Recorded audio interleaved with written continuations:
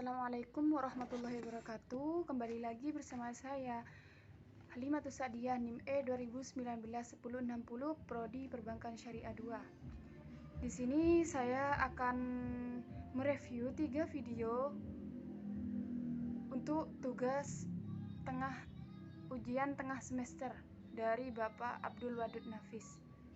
Yang pertama, saya akan mereview video dari Astuti Eka Kusnadi tentang pengantar ekonomi makro. Ekonomi makro Islam lebih banyak berhubungan dengan pemerintahan sebagai pengambil kebijakan ekonomi yang dapat menghasilkan multiplier efek terhadap kehidupan masyarakatnya.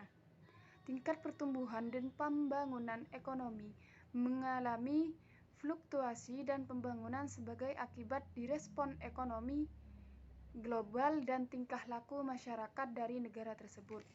Ekonomi makro Islam adalah ilmu yang mempelajari secara keseluruhan.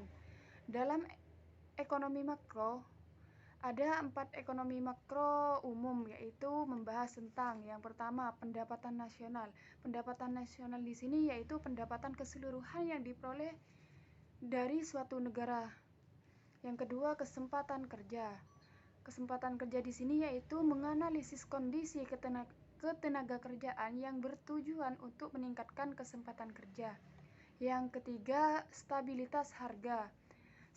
Stabilitas harga di sini cara untuk mencegah lonjakan harga yang terlalu cepat. Nah, cara tersebut adalah cara untuk menstabilkan dan mengefisiensi dalam perekonomian. Yang keempat, perdagangan internasional. Perdagangan internasional yaitu perdagangan antara negara berupa ekspor dan impor yang bertujuan untuk meningkatkan efisiensi dan pertumbuhan perekonomian nasional. Untuk review yang kedua yaitu dari saudara Eka Puspitasari tentang perekonomian terbuka atau perekonomian 4 sektor. Perekonomian terbuka ialah perekonomian suatu negara yang terlibat luas dalam perdagangan antar negara. Kaitannya dalam hal ini yaitu terjadi kegiatan ekspor dan impor barang atau perdagangan antar negara dan perdagangan internasional. Hampir seluruh negara di dunia menganut perekonomian terbuka karena dapat memacu ekonomi nasional atau dapat meningkatkan keadaan ekonomi. Selanjutnya yaitu konsekuensi dari perekonomian terbuka. Dari segi ekonomi makro, ekonomi terbuka berarti ada pasar keempat. Dalam proses perekonomian yaitu pasar luar negeri, adanya pasar luar negeri di sini mempunyai konsekuensi lebih lanjut terhadap pasar-pasar lainnya. Khususnya ada 3 konsekuensi. Konsekuensi penting yang menyangkut penyesuaian pengertian 3 konsep. Yang pertama yaitu permintaan agregat, yang kedua jumlah uang yang beredar, dan yang ketiga harga barang dan jasa. Selanjutnya aliran pendapatan 4 sektor. Aliran pendapatan 4 sektor di sini dari perusahaan, pemerintah, rumah tangga, dan luar negeri. Perusahaan mengeluarkan pajak perusahaan kepada pemerintah. Perusahaan juga mengeluarkan faktor-faktor produksi terhadap rumah tangga sehingga hal ini akan menjadi pendapatan rumah tangga. Begitu juga sebaliknya, rumah tangga membeli atau membelanja terhadap perusahaan sehingga hal ini akan menjadi pendapatan perusahaan. Pemerintah pun sama, yaitu mengeluarkan anggaran pemerintah seperti subsidi terhadap perusahaan, sehingga hal ini merupakan pendapatan dari perusahaan. Perusahaan membeli alat produksi dan mengimpor pada luar negeri, dan hal ini akan menjadi pendapatan luar negeri.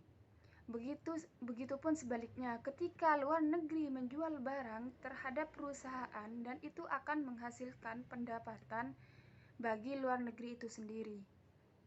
Selanjutnya yaitu komponen pengeluaran agregat. Komponen pengeluaran agregat itu ada 5. Yang pertama, pengeluaran konsumsi rumah tangga atas barang-barang yang dihasilkan di dalam negeri.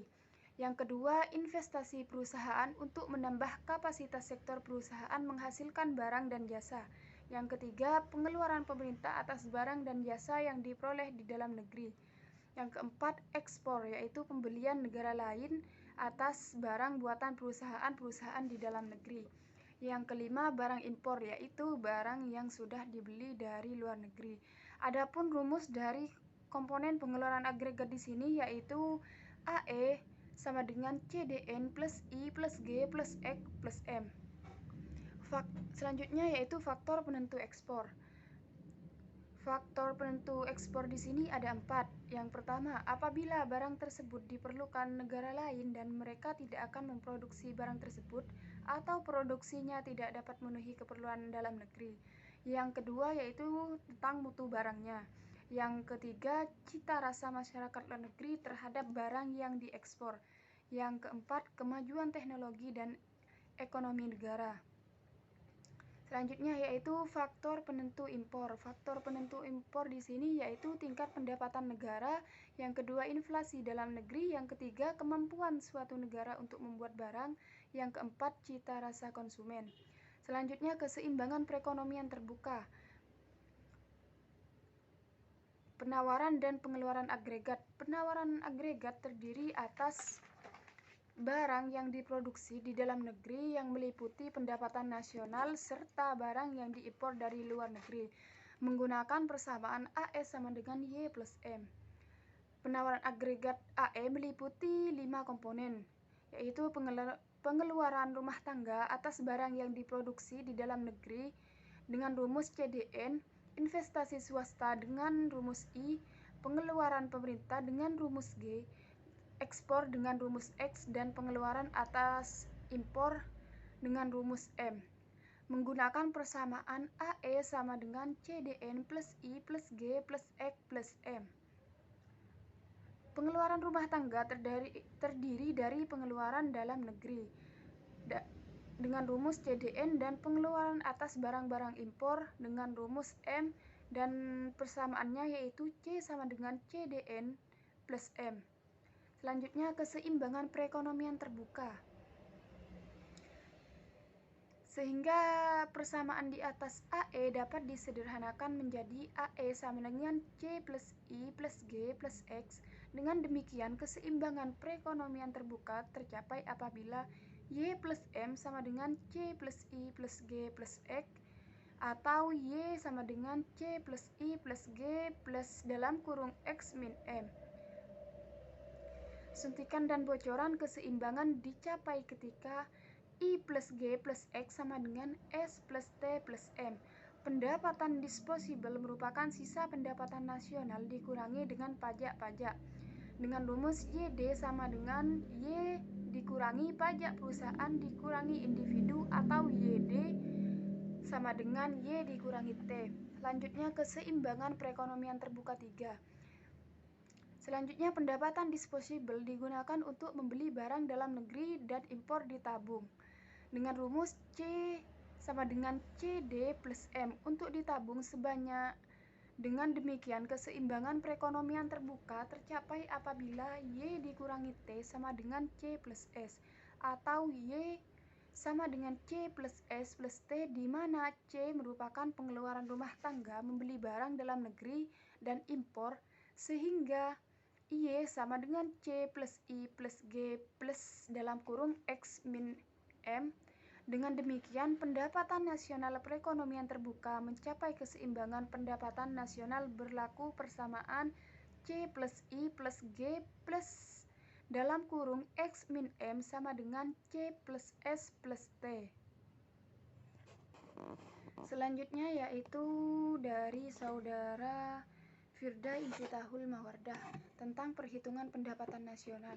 Pendapatan nasional adalah nilai total output akhir suatu negara dari semua barang dan jasa yang diproduksi dalam satu tahun. Misalnya, Indonesia pada tanggal 17 Agustus 2019 sampai 17 Agustus 2020 ini disebut tahun anggaran. Selanjutnya yaitu konsep pendapatan nasional. Konsep pendapatan nasional di sini ada 6. Yang pertama, produk domestik bruto atau GDP. Yang kedua, produk nasional bruto atau GNP. Yang ketiga, produk nasional neto atau NNP. Yang keempat, pendapatan nasional neto atau NNI. Yang kelima, pendapatan perseorangan atau PI. Yang keenam, pendapatan yang siap dibelanjakan. Selanjutnya yaitu manfaat penghitungan pendapatan nasional itu ada 9. Yang pertama, mengetahui tingkat kemakmuran suatu negara. Yang kedua, mengevaluasi kinerja perekonomian dalam skala tertentu. Yang ketiga, mengukur perubahan perekonomian suatu negara secara berkala. Yang keempat, memudahkan dalam membandingkan kinerja ekonomi dari setiap sektor. Yang kelima, sebagai indikator kualitas hidup masyarakat di suatu negara. Yang keenam, sebagai indikator perbandingan kinerja antar negara. Yang ketujuh, sebagai indikator perbandingan kualitas standar hidup antar negara. Yang kedelapan, sebagai indikator dan perbandingan tingkat pertumbuhan ekonomi dari waktu ke waktu. Yang kesembilan, sebagai indikator dan perbandingan pertumbuhan ekonomi dan kekayaan dari suatu negara. Lanjutnya, macam-macam metode perhitungan pendapatan nasional. Yang pertama, metode pendapatan nilai produksi. Yang kedua, metode pendekatan nilai produksi. Yang kedua, metode pendekatan pendapatan. Yang ketiga, metode pendekatan pengeluaran. Sekian video dari saya. Wassalamualaikum warahmatullahi wabarakatuh.